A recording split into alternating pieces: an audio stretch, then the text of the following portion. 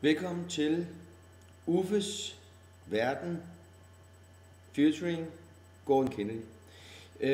Det vender vi tilbage til, men jeg var på Comedy Zoo i går, det gik pisse godt, mand.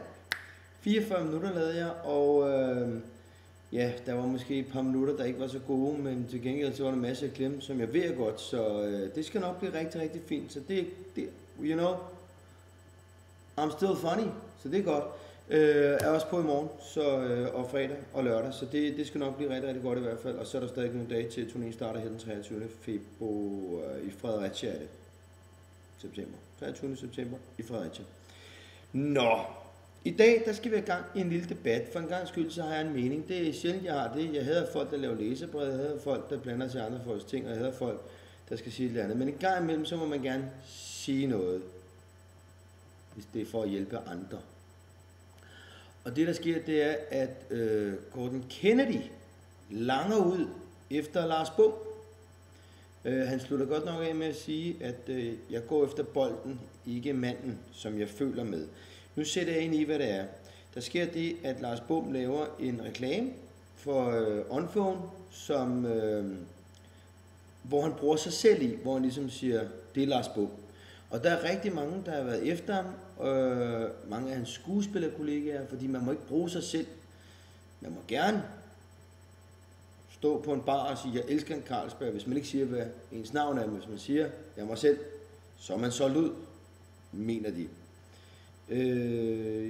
Jeg tror aldrig, jeg vil gøre det, hvor jeg vil sige, hej, det er uforholden.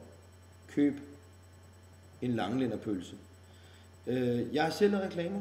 Og det er jeg glad for, det er jeg stolt af. Jeg synes, nogle gode reklamer, jeg har lavet. Jeg har lavet Toms, hvor jeg var inde i en jænkebar, som jeg faktisk synes var sjove og nyskabende.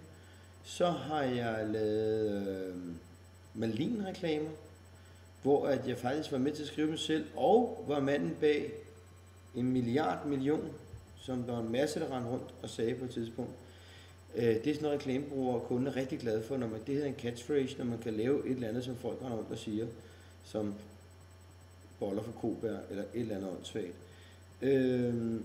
Det er ikke nogen hemmelighed, der er sindssygt mange penge i reklamer, og der er sikkert rigtig, rigtig mange penge, når man siger, det er Lars Bom. Jeg er bare den opfattelse af, at nogle gange, så skal man bare lade folk rende rundt og lave, hvad fanden de har lyst til. Jeg kender ikke Lars Bom, jeg har mødt ham et par gange, og jeg kan godt lide ham. Jeg synes, Strisser på Samsø for satan Lars, det var godt. Jeg synes måske også, man glemmer det, at Lars Bom faktisk er en af de første, der altid stiller op til charity-ting, hvor man også bruger sit eget navn. Hvor man siger, jeg hedder Lars Bom, og jeg vil gerne løbe på et løbebånd, fordi så er der nogle børn, der får nogle penge, eller et eller andet. Det glemmer folk lidt en gang imellem, og det synes jeg lige, man skulle huske på. Så alle dem, der render rundt og har nogle meninger, hold jeres kæft og behold dem for jer selv, fordi vi er sådan set ligeglade. Lad nu manden gøre, hvad fanden han har lyst til. Og hvis I synes, han sælger ud, så lad ham da sælge ud, og så tag alle de jobs, I mener, I kan få i stedet for ham. Altså, jeg gider ikke engang udtale mig om den reklame, fordi jeg har et helt andet teleselskab, og jeg skal nok ikke have det der OnPhone alligevel der. Så jeg er sådan set ligeglad, og hvis han har lyst til at lave en reklame, så skal han bare have lov til det. Og jeg synes, det er lidt sjovt, at det er lige Gordon, og der vil jeg gerne starte med at sige noget. Fordi nu bliver jeg lidt ond. Men jeg kan godt lide Gordon og arbejde sammen med ham, og synes, han er meget, meget sød fyr. Gordon blev kæmpe stor på godnathistorier, og hvor han rundt med Tim Vladimir, og siger, så kommer han lige på en knallert. Men de lavede de der godnathistorier, som var en kæmpe succes, og altså, kæmpe stor komiker. Jeg var opvarmer på Tim og Gordon-turnéen for, altså, 15 år siden nærmest, ikke? Så der er sket meget siden da. Og jeg har det bare sådan, at hvis Gordon, han lægger noget på YouTube, hvor han driller Lars Bom lidt, så må man jo gerne få lidt igen. Og det er ikke sikkert, at Lars Bom er i stand til det, men det er direktør Holm kraftedeme med. Så lad os da bare få gang i godnathistorie. Der var engang 2 komikere, der hed Tim og Gordon.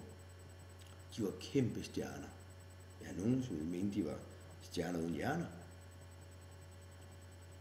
Det er fordi, der er lavet en film, der hed det, som der ikke var så mange, der så. Vi starter forfra. Der var engang det kan blive langt der. Men nu prøver jeg. Der var engang 2 komikere, der hed Tim og Gordon. Tim og Gordon var rigtig sjove. De havde rigtig mange fans, og de lavede rigtig mange jobs rundt omkring i Danmark. Det kørte bare derudad, og Tim og Gordon var så glade, fordi nu var de jo kæmpe superstars. Så gik der noget tid, hvor de måske ikke havde så meget at lave, og de var godt nok uddannede skuespillere, men de var ikke rigtig med i nogle film, eller de var ikke rigtig med i nogle tv-serier. Og man så ikke så meget til dem mere, som man gjorde før i tiden. Og mange tænker, må Tim og Gordon må nogensinde blive kæmpestore igen.